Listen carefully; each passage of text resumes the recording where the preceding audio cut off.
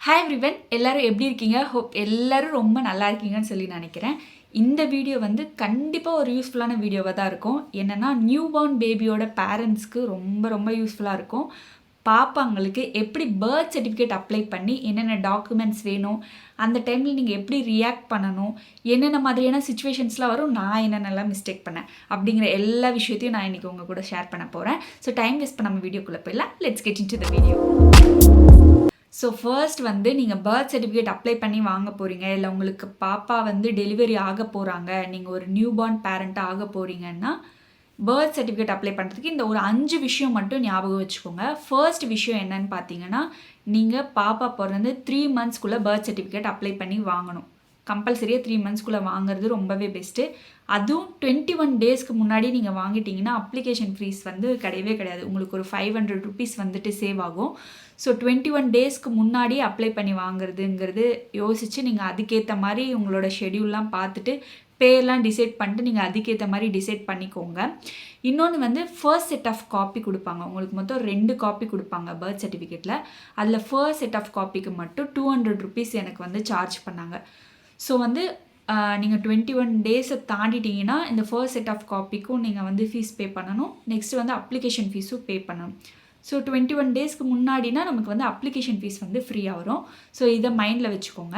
So second விஷயம் என்னென்னு பார்த்தீங்கன்னா டைமிங்கு ரொம்ப ரொம்ப ரொம்ப முக்கியம். நான் என்ன மிஸ்டேக் பண்ணேன் அப்படின்னு பார்த்தீங்கன்னா, எனக்கு டெலிவரி ஆகி ஸ்டார்டிங்லேயே நான் அன்றைக்கி மார்னிங்கே போயிட்டேன். நான் என்னென்னா இந்த கவர்மெண்ட் ஆஃபீஸ்லாம் ஓப்பன் பண்ணி காலையிலே ஆரம்பிச்சிருவாங்க 9 மணிக்கெலாம் அப்படின்னு நான் நினச்சிட்டேன். ஆனால் வந்து பர்த் சர்டிஃபிகேட் அப்ளை பண்ணாலும் சரி, டெத் சர்டிஃபிகேட் அப்ளை பண்ணாலும் சரி, அவங்களோட டைமிங் வந்து 2 to 5, 2 மணிலேருந்து 5 மணி வரைக்கும் தான் வந்து ஓப்பனில் இருக்கும் அப்படிங்கிற மாதிரி சொன்னாங்க. அதாவது நாங்கள் இருக்க பிளேஸ், என்னோட ஏரியா என்னென்னு பார்த்தீங்கன்னா ஹொசூர் அண்ட் ஹொசூர் சரௌண்டிங்கில் இருக்கிற பிளேஸில் வந்துட்டு 2 to 5 வரைக்கும் தான். உங்களோட பிளேஸில் எப்படி என்ன எதுங்கிறத பெரியவங்க யாராவது இருந்தாலோ, இல்லை நீங்கள் எப்பயாவது கவர்மெண்ட் ஹாஸ்பிட்டல் போயிட்டு வருவீங்க இல்லையா, அப்போ தெரிஞ்சு வச்சுக்கிட்டு நீங்கள் அதுக்கேற்ற மாதிரி டைம் ஸ்பெண்ட் பண்ணி நீங்கள் போகிறது நல்லது. ஏன்னா காலையிலே போயிட்டோம்னா நமக்கு டெலிவரி பெயின் ஒரு பக்கம் இருக்கும், குழந்தைங்களையும் மேனேஜ் பண்ணணும், ரொம்ப ரொம்ப கஷ்டமாக இருந்துச்சு. நான் அன்றைக்கி போயிட்டு ரிட்டன் வந்துட்டு திரும்ப மதியம் போயிட்டு ஒரு வேலைக்கு 2 வேலையாகிடுச்சு. ஸோ வந்து இதை நீங்கள் மைண்டில் வச்சுட்டு எப்போ ஓப்பனில் இருக்கோ அப்போ போகிறது வந்து ஒரு விஷயம். என்ன தெரியுமா, என்னோட சஜஷன் என்னன்னு கேட்டிங்கன்னா, டிஸ்சார்ஜ் ஆகும்போதே பர்த் சர்டிஃபிகேட் அப்ளை பண்ணி வாங்கிட்டு வர்றது தாங்க. ஸோ நீங்கள் அப்ளை பண்ண அன்றைக்கே வந்துட்டு கொடுத்துருவாங்க தான். ஆனால் டிஸ்சார்ஜ் ஆகிற அன்றைக்கி ஏன் வாங்க சொல்கிறேன்னா, உங்களுக்கு சி செக்ஷனாக இருந்தாலும் நார்மல் டெலிவரியாக இருந்தாலும் கண்டிப்பாக 5 டேஸ் ஹாஸ்பிட்டலில் இருப்பீங்கள்ல. ஸோ டெலிவரி ஆகிட்டு நீங்கள் டிஸ்சார்ஜ் ஆகும்போது எப்படியும் ஆஃப்டர்நூன் ஆகிடும் டிஸ்சார்ஜ் ஃபார்மாலிட்டிஸ்லாம் முடிக்கிறதுக்கு. அப்போ கண்டிப்பாக நம்ம கூட பெரியவங்க இருப்பாங்க. அவங்கள நீங்கள் நினைக்கிற மாதிரி வந்து அப்ளை பண்ணணுன்னா போனோடனே நம்ம ஒரு ஆள் தான் இருப்போம்னு நினைக்காதீங்க. ஏன்னா வந்து நிறைய பேர் நம்மள மாதிரி நின்றுருப்பாங்க, லைனில் நம்மளால் நிற்கவும் முடியாது. ஸோ டிஸ்சார்ஜ் டைமில் பெரியவங்க நம்ம கூட இருப்பாங்க, அவங்கள கூட நீங்கள் லைனில் நிற்க வச்சுட்டு அதுக்கப்புறம் பக்கத்தில் போகும்போது நீங்கள் போயிட்டு சைன் போட்டுட்டு ஒரு 10 மினிட்ஸ் ப்ராசஸ் தான். ஸோ ஈஸியாக முடிஞ்சிடும். கையோடு நம்ம வந்த மாதிரியும் இருக்கும். வீட்டுக்கு வந்துட்டு அதுக்கு ஒரு நாள் டைம் ஸ்பெண்ட் பண்ணிவிட்டு திரும்ப அன்னைக்கு போய் குழந்தைய எடுத்துகிட்டு அதெல்லாம் வந்து ஒரு தேவையில்லாத கொலாப்ஸ் ஆகிடும்னு வச்சுக்கோங்களேன். ஸோ அந்த மாதிரி. ஸோ அன்றைக்கே வாங்கிட்டு வந்திருக்கலாமோ அப்படிங்கிற மாதிரி தான் எனக்கு தோணுச்சு. ஏன்னா கையோட ஹாஸ்பிட்டல் ப்ராசஸ்லாம் முடித்த மாதிரி இருக்கும், வீட்டுக்கு வந்து நம்ம நிம்மதியாக இருந்த மாதிரி இருக்கும். ஸோ உங்களுக்கு டைம் இருந்துச்சுன்னா நீங்கள் டிஸ்சார்ஜ் ஆகிற அன்றைக்கே வாங்குறது பெஸ்ட்டு. இது என்னோட முக்கியமான விஷயம் என்ன தெரியுமா, கண்டிப்பாக நீங்கள் குழந்தையோட அப்பாவாவோ அம்மாவாவோ இருக்கணும். அப்பா அம்மாவை விட்டுட்டு வேறு யாராவது போய் வாங்குறாங்க, அதாவது குழந்தையோட தாத்தா பாட்டி அந்த மாதிரிலாம் போய் வாங்குறாங்கன்னா கண்டிப்பாக அவங்க கையில் கொடுக்க மாட்டாங்க. ஏன்னா நான் போன டைமில் இந்த மாதிரி ஒரு இன்சிடென்ட் நடந்துச்சு. இப்போ வந்து எப்படின்னா கவர்மெண்ட் ஹாஸ்பிட்டலில் தான் நம்ம அப்ளை பண்ணுவோம். இப்போது நாங்கள் இருக்க பிளேஸ் வந்து ஹொசூர் மெயின் ஏரியா. ஹொசூர்னால் அதை சுற்றி நிறைய வில்லேஜஸ் இருக்குல்ல, இப்போ நீங்கள் குட்டி வில்லேஜஸ் இருக்கும். ஸோ அந்த குட்டி குட்டி வில்லேஜஸ்லேயும் நமக்கு கவர்மெண்ட் ஹாஸ்பிட்டல் இருந்தாலும் மெயினாக இருக்க ஹாஸ்பிட்டலில் தானே வந்து நம்ம அப்ளை பண்ணுற மாதிரி இருக்கும். ஸோ அப்படி வரும்போது உங்களுக்கு லாங் டிஸ்டன்ஸாக இருக்கும். அதாவது வில்லேஜஸ்லேருந்து இல்லை ரொம்ப தூரத்துலேருந்து வராங்கன்னா அவங்களுக்கு ரொம்ப லாங் டிஸ்டன்ஸ் இருக்க மாதிரி இருக்கும். அதே மாதிரி ஒரு சினாரியோவில் தான் ஒரு தாத்தாவும் பாட்டியும், அதாவது அந்த குழந்தையோட தாத்தா பாட்டி அவங்க வந்திருக்காங்க. அப்பா வந்து வேலைக்கு போயிட்டாங்க, அம்மா வந்து டெலிவரி ஆகிருக்கிறதால அவங்களால அவ்வளோ தூரம் பஸ்ஸில் ட்ராவல் பண்ண முடியாதுன்றதால இவங்க 2 பேரும் தாத்தா பாட்டியும் வந்திருக்காங்க. வந்து இந்த மாதிரி எங்களுக்கு பேரன் பிறந்திருக்கான், இந்த மாதிரி ப்ளீஸ் கொடுங்க அப்படின்னு எவ்வளவோ ரெக்வஸ்ட் பண்ணி கேட்டு பார்த்தாங்க. அம்மாவால் ட்ராவல் பண்ண முடியாது அப்படின்னு. முடியவே முடியாது, பேரண்ட்ஸ் யாராவது வந்தால் மட்டும்தான் நாங்கள் கொடுப்போம் அப்படின்ற மாதிரி சொல்லிட்டாங்க. ஸோ வந்து அப்பா வேலைக்கு போயிருந்தாலும் அம்மாவால் ட்ராவல் பண்ண முடியாதுனாலும் அதுக்கேற்ற மாதிரி நீங்கள் டிசைட் பண்ணிட்டு டிஸ்சார்ஜ் ஆகிற அன்றைக்கோ இல்லை நீங்கள் என்றைக்கு உங்களுக்கு ஃப்ரீயாக இருக்கோ அதுக்கேற்ற மாதிரி ஷெட்யூல் பண்ணிட்டு பேரண்ட்ஸ் மட்டும்தான் கம்பல்சரியாக போய் வாங்கணும். ஸோ வீட்டில் இருக்க பெரியவங்க நாங்கள் போகிறோம், நாங்கள் போய் கேட்டு பார்க்குறோம் அப்படிலாம் ஒன்றுமே முடியாது. ஸோ நீங்கள் பேரண்ட்ஸ் போகிறது தான் பெஸ்ட். 4th இம்பார்ட்டண்ட் விஷயம் என்னென்னு பார்த்தீங்கன்னா டாக்குமெண்ட்ஸ். என்னென்ன டாக்குமெண்ட்ஸ் வேணும்னா அப்பா அம்மாவோட ஆதார் கார்டு வேணும். நெக்ஸ்ட்டு வந்து ஒரு குட்டி ஷீட்லேயாச்சும் உங்கள் பாப்பாவுக்கு என்ன பேர் வைக்க போகிறீங்களோ அதை இங்கிலீஷ்லேயும் தமிழ்லையும் எழுதிட்டு போயிருங்க. ஏன்னா கம்பல்சரி நீங்கள் வந்து எழுதிட்டு போகிறது ரொம்ப பெஸ்ட்டு. அங்கே போயிட்டு அவங்க எழுதி கொடுங்கன்னு தான் கேட்பாங்க. ஏன்னா இப்போலாம் நிறைய வந்து நம்ம வாயிலேயே வந்து நுழையிறதில்ல பேர்லாம், நம்ம டிஃப்ரெண்ட்டாக வைக்கிறோம். ஸோ அவங்களுக்கு ஏதாவது ஒரு ஸ்பெல்லிங் மிஸ்டேக் ஆச்சுன்னா அவங்களுக்கும் ஒரு வேலைக்கு 2 வேலை, நமக்கும் டென்ஷன். இந்த நாள் இல்லாமல் வேறு நாள் போகணும். ஒரு ஒர்க் வந்து ஃபஸ்ட்டே ப்ராப்பராக முடியலன்னா நமக்கு தேவையில்லாமல் டென்ஷன் தானே வரும். ஸோ அதுக்கேற்ற மாதிரி நீங்கள் உங்களோட அப்பா அம்மா 2 பேரோட ஆதார் கார்டு, குழந்த பிறந்த டேட்டு, குழந்தையோட பேர், இது 2த்தையுமே நீங்கள் இது 3த்தையும் நீங்கள் எடுத்துகிட்டு போயிட்டீங்கன்னா உங்களுக்கு பெஸ்ட்டாக இருக்கும்.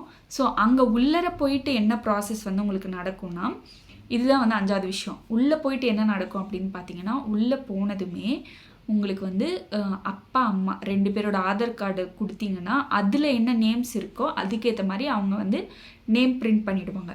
நெக்ஸ்ட்டு வந்து உங்களோட அட்ரஸ், அப்பாவோட அட்ரஸ் வந்து போட்டுருவாங்க. நெக்ஸ்ட்டு எந்த டேட்டு, எங்கே ஹாஸ்பிட்டலில் பிறந்தாங்க இதை போட்டுட்டு பாப்பாவோட பேர் என்னன்னு கேட்பாங்க. அப்போ என்ன பண்ணுறீங்கன்னா, நீங்கள் எழுதிட்டு போனீங்கல்ல ஷீட்டு, அதை எடுத்து கொடுத்துருங்க.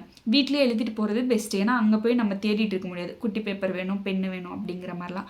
வீட்டிலே எழுதிட்டு போயிட்டிங்கன்னா அந்த ஷீட் எடுத்து அவங்கக்கிட்ட கொடுத்துட்டிங்கன்னா எழுதி கொடுத்துருவாங்க. டைப் அடித்து உங்களுக்கு வந்து ஃபஸ்ட்டு செட் ஆஃப் காப்பின்னு கொடுத்துருவாங்க. ஒரு 10 மினிட்ஸ் வெயிட் பண்ண சொல்லிவிட்டு வெயிட் பண்ணுங்கள் அப்படின்னு சொல்லுவாங்க. நீங்கள் வெயிட் பண்ணிட்டு ஃபஸ்ட்டு செட் ஆஃப் காப்பி கொடுப்பாங்க. இதுதான் ரொம்ப ரொம்ப ரொம்ப ரொம்ப முக்கியமான விஷயம். ஒரு 2 மினிட்ஸ் அங்கேயே நின்று எல்லாமே கரெக்டாக இருக்கா, ஒன்றும் இல்லை, இந்த 4 விஷயம் தான் பார்க்க போகிறீங்க. டேட் ஆஃப் பர்த்து, அப்பாவோட பேர் கரெக்டாக இருக்கா, அம்மாவோட பேர் கரெக்டாக இருக்கா, முக்கியமாக குழந்தையோட பேர் கரெக்டாக இருக்கா, இதை மட்டும் நீங்கள் பார்த்தீங்கனாலே போதும். ஏன்னா நான் போயிருந்த டைமில் ஒருத்தவங்களுக்கு அவங்க குழந்தையோட பேர் வந்து தருண்யான்னு வச்சுருக்காங்க. அவங்க டைப் பண்ணும்போது தாருண்யான்னு டைப் பண்ணியிருக்காங்க. ஸோ நடுவில் வந்து கேர்ள் பேபிங்கிறதால தாருண்யா தானே இருக்கும் அப்படின்னு இவங்க தருண்யான்னு சொல்லி அவங்க தாருண்யான்னு நினச்சிக்க 2 பேருக்கும் கொலாப்ஸ் ஆகி அவங்களும் பிரிண்ட் அடித்து கொடுத்துருக்காங்க. இவங்களும் பார்க்காம எடுத்துகிட்டு போயிட்டு சரி இன்றைக்கி போய்க்கலாம் நாளைக்கு போய்க்கலான்னு 1 வாரம் கழித்து வந்திருக்காங்க. அதை மாற்றுறதுக்கே டைம் ஒரு நாள் ஃபுல்லாக நின்றுட்டே இருந்தாங்க. அப்பயும் அவங்க வெயிட் பண்ணுங்கள், நீங்கள் ஃபஸ்ட் டைமே ஏன் ஒழுங்காக கொடுக்கல, இப்போ எங்களுக்கு 1 வேலைக்கு 2 வேலை அப்படின்னு சொல்லிட்டு அவங்க வெயிட் பண்ணுங்கன்னே வெயிட் பண்ண மாதிரி ப்ராப்ளம்ஸ்லாம் ஆச்சுன்னா நமக்கு எவ்வளோ டென்ஷனாக ஆகும் யோசிச்சு பாருங்கள். ஸோ அதனால தான் சொல்கிறேன், பேப்பரில் நம்ம எழுதிட்டு போகிறது மட்டும் அறிவாளித்தனம் இல்லை. அங்கே அவங்க கொடுத்ததுக்கப்புறம் ஒரு 2 மினிட்ஸ் தானே ஆகும், எல்லாமே கரெக்டாக இருக்கா அப்படின்னு செக் பண்ணிட்டு தப்பாக இருந்துச்சுன்னா ஸ்பாட்லேயே நம்ம மாற்றிக்கலாம். ஏன்னா நம்ம எல்லாமே ப்ராப்பர் டாக்குமெண்ட்ஸ் கொடுத்துருப்போம். மிஸ்டேக்காக இருக்குன்னா அவங்க சைடில் டைப்பிங் மிஸ்டேக்காக தான் இருக்கும். ஸோ ஸ்பாட்டில் நம்ம சொல்லிட்டோன்னா செகண்ட் செட்டில் தான் வந்து ஒரிஜினல் காப்பி கொடுப்பாங்க. ஸோ அவங்க சேஞ்ச் பண்ணுறதுக்கு அவங்களுக்கும் ஈஸியாக இருக்கும், நமக்கு எந்த டென்ஷன் இல்லாத மாதிரி இருக்கும். ஸோ இதெல்லாம் தான் இம்பார்ட்டண்ட். இந்த தேவையான 2 பேரோட ஆதார் கார்டு, நேம் எழுதிட்டு போயிடுங்க. டைமிங் பார்த்துக்கோங்க.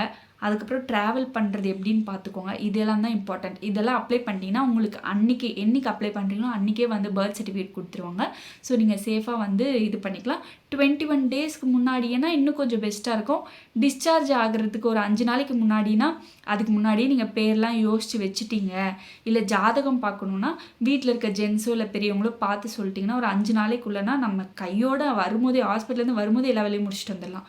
ஸோ இந்த மாதிரி தான் இதெல்லாம் தான் தேவைப்படும். இந்த மாதிரி தான் வந்து பர்த் சர்டிஃபிகேட்டும் வந்து அப்ளை பண்ணி வாங்குறது. உங்கள் சரௌண்டிங்கில் இருக்க ஜிஹெச் கவர்மெண்ட் ஹாஸ்பிட்டலில் தனியாக ஒரு ரூம் மாதிரி இருக்கும். பர்த் சர்டிஃபிகேட்டுக்கு அப்ளை பண்ணுறதுக்கு எங்கன்னு அங்கே கேட்டுட்டு நீங்கள் போய் கொடுத்தீங்கன்னா போதும். இன்னொன்று அம்மாவாக போகிறீங்க, குழந்த பிறந்த டெலிவரி ஆனதுக்கப்புறம் அம்மா போகிறீங்கன்னா கூட யாராவது போகிறது பெஸ்ட்டு. ஏன்னா வந்து பாப்பாவையும் பார்த்துக்கணும், இவங்களையும் பார்த்துக்கணும். நம்ம பேரண்ட்ஸ் போகலனாலும் கொடுக்க மாட்டாங்கன்ற பட்சத்தில் கூட யாராவது கூட்டிகிட்டு போகிறது பெஸ்ட்டு. இதெல்லாம் தான் வந்து நான் உங்களுக்கு தர அட்வைஸ். ஹோப் இந்த இன்ஃபர்மேஷன்ஸ்லாம் யூஸ்ஃபுல்லாக இருந்திருக்கும்னு நினைக்கிறேன். யாருக்காவது ஒருத்தருக்காக யூஸ்ஃபுல்லாக இருந்தாலும் எனக்கு ரொம்ப ஹாப்பி. வேறு ஏதாவது டவுட்ஸ் இருந்தாலும் கமெண்ட் பாக்ஸில் கேளுங்க. இதே மாதிரி நெக்ஸ்ட் ஒரு நல்ல வீடியோவில் பார்க்கலாம். பாய்.